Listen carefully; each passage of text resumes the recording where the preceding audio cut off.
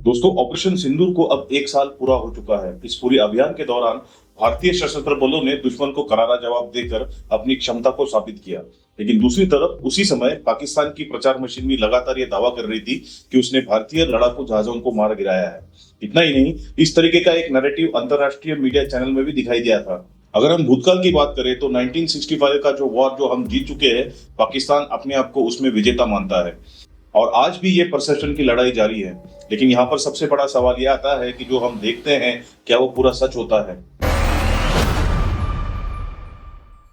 दोस्तों, हमें अपनी आर्म फोर्सेस के ऊपर गर्व होता है, सम्मान होता है और एक भावनात्मक जुड़ाव होता है। लेकिन भावनात्मक जुड़ाव और वस्तुनिष्ठ सैन्य विश्लेषण, ये दोनों अलग बातें होती है। भारत वास्तव में कितना शक्तिशाली है? कागज पर दिखाई देने वाली ताकत क्या असली युद्ध में उतनी ही प्रभावी हो सकती है? अगर कल बड़े स्तर पर युद्ध हुआ तो क्या भारत वास्तव में तैयार है?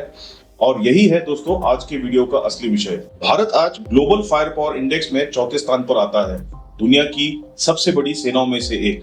तकरीबन भारत के पास 14 लाख सक्रिय सैनिक है, विशाल रिजर्व बल है जैसे बीएसएफ, सीआरपीएफ, हमारे पास न्यूक्लियर कैपेबिलिटी है, हमारे पास राफेल सू-30 जैसे आधुनिक लड़ाकू विमान है, एयरक्राफ्ट कैरियर है, न्यूक्लियर सबमरीन है, ब्रह्मोस मिसाइल्स है, अग्नि मिसाइल्स है। इन सभी चीजों को अगर आप देखोगे तो ऐसे लगता है कि भारत दुनिया की सबसे शक्तिशाली सैन्य शक्तियों के साथ खड़ा है। ऊपर से अगर देखा जाए तो भारत किसी महाशक्ति की तरह दिखाई देता है, लेकिन दोस्तों इतिहास में कई बार ऐसे हुआ है कि कागज पर दिखाई देने वाली ताकत और असली युद्ध क्षेत्र में प्रदर्शन, इन दोनों के बीच में काफी अंतर होता है। क्योंकि युद्ध सिर्फ सैनिकों की संख्या से नहीं जीता जाता है। आजकल युद्ध जीतने के लिए चाहिए आधुनिक तंत्रज्ञान, मजबूत लॉजिस्टिक, कोऑर्डिनेशन, औद्योगिक क्षमता, साइबर कैपेबिलिटी और सबसे महत्वपूर्ण लंबे समय तक युद्ध जारी करने की क्षमता। अब बात करते हैं दोस्तों भारत की ताकत की। भारत की सबसे बड़ी ताकत है उसकी मैन पावर और युद्ध का अनुभव। ये वो सेना है जो असली युद्ध क्षेत्र में कठिन परिस्थितियों से गुजरकर तैयार हुई है। भारत की भौगोलिक स्थिति भी उसकी बहुत बड़ी ताकत है। इंडियन ओशन में भारत की स्ट्रेटेजिक पोजीशन बहुत ही इंपॉर्टेंट है। ऊर्जा मार्ग, व्यापार मार्ग और समुद्री रास्तों के ऊपर भारत अपनी नेवी के साथ प्रभाव डाल सकता है, खासकर मलक्का स्ट्रेट जैसे चोक पॉइंट में। दोस्तों यहीं से तस्वीर बदलनी शुरू होती है, क्योंकि आधुनिक युद्ध में सिर्फ मैन पावर काफी नहीं होता है, आधुनिक युद्ध काफी टेक्नोलॉजी ड्रिवन होता है। और आज की तारीख में ये भारत की सबसे बड़ी कमजोरी है। भारत ज्यादातर अपनी तकनीक दूसरे देशों से लाता है। राफेल के आने से भारत की हवाई शक्ति बढ़ी है। भारत के पास S-400 जैसे एयर डिफेंस सिस्टम है, लेकिन ये पूरे दूसरे देशों से लाए गए हैं। लेकिन समस्या यहीं पर खत्म नहीं होती।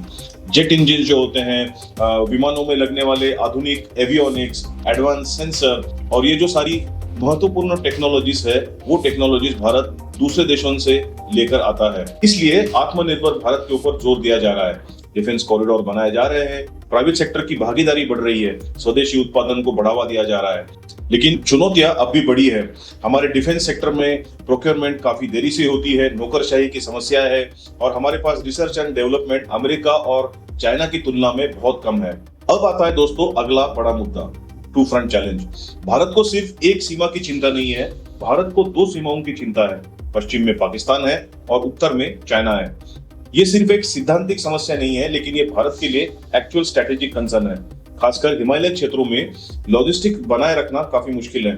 ऊंचाई वाले इस इलाके में युद्ध का मतलब है सप्लाई चेन के चैलेंजेस आएंगे, गोला बारूद, सैनिकों को आगे तेजी से ले जाना और इसके वजह से इंफ्रास्ट्रक्चर के ऊपर पड़ने वाला दबाव। अगर युद्ध लंबा चला तो लॉजिस्टिक ही युद्ध का सबसे महत्वपूर्ण हिस्सा बन सकता है। इसलिए भारत तीनों सेनाओं के बीच में जॉइंटनेस के ऊपर जोर दे रहा है। इसलिए चीफ ऑफ डिफेंस स्टाफ का पद बनाया गया और थिएटर कमांड रिफॉर्म्स के ऊपर काम चल रहा है, क्योंकि भविष्य के युद्ध में अलग अलग सेनाएं नहीं बल्कि इंटीग्रेटेड सिस्टम ही जीतने वाले हैं। दोस्तों आधुनिक युद्ध का मतलब है कंटिन्यूअस प्रोडक्शन। आपको ड्रोन्स, मिसाइलें, बंदूकें, गोलियां लगातार बनानी पड़ती है और कंटिन्यूअसली बनानी पड़ती है। स्पेयर पार्ट्स चाहिए होते हैं, इलेक्ट्रॉनिक वॉरफेयर सिस्टम चाहिए होते हैं, क्योंकि अगर युद्ध महीनों तक चला तो आपकी जो इंडस्ट्रियल कैपेबिलिटी है वो युद्ध क्षेत्र से भी ज्यादा महत्वपूर्ण हो जाती है। रशिया और यूक्रेन में चल रहे युद्ध में ये हम देख चुके हैं। कारखाने और जो प्रोडक्शन लाइंस है वो युद्ध का एक निर्णायक हिस्सा है। भारत के पास दोस्तों मजबूत सेना है, लेकिन लंबे युद्ध के लिए जरूरी इंडस्ट्रियल इकोसिस्टम अभी भी विकास के चरण में है।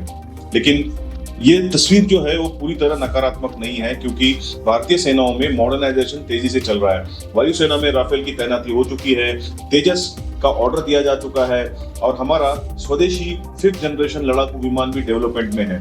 हमारी जो आर्मी है वो अभी तेज और हल्के फॉर्मेशन की तरफ बढ़ रही है। हमारी सर्विलेंस सिस्टम इंप्रूव हो रही है और जो आधुनिक बैटलफील्ड टेक्नोलॉजी है उसके ऊपर बड़े स्तर पर काम किया जा रहा है। नौसेना में INS विक्रांत आ चुका है, न्यूक्लियर सबमरीन आ चुके हैं और भारत में स्वदेशी शिप बिल्डिंग के ऊपर जोर दिया जा रहा है। हमारी मिसाइल सिस्टम बढ़िया है, जैसे उदाहरण के तौर पर ब्रह्मोस, पृथ्वी और बैलिस्टिक मिसाइल डिफेंस के ऊपर भी प्रगति हो रही है। दोस्तों, हाल ही में हमने हाइपरसोनिक मिसाइल की टेस्टिंग भी की है।